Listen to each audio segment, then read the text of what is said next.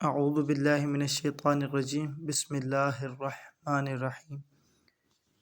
رمضان المبارک کے 16ویں دن کی دعا۔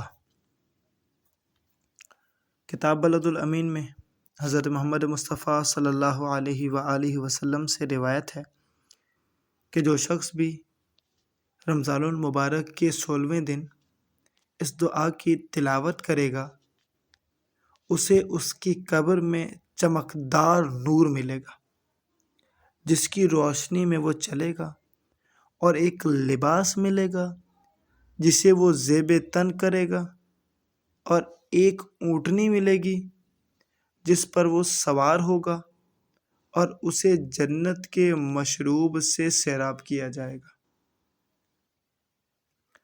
بسم اللہ الرحمن الرحیم۔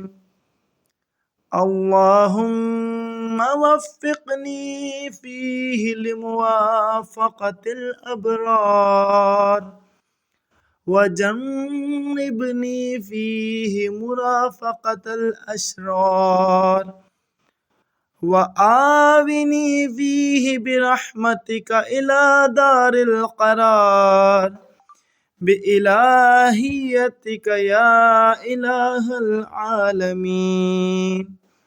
اے معبود، آج کے دن مجھے نیکوں سے سنگت کرنے کی توفیق عطا فرما، اس میں مجھ کو بروں کے ساتھ سے بچائے رکھ، اور اس میں اپنی رحمت سے مجھے دار القرار میں جگہ عطا فرما۔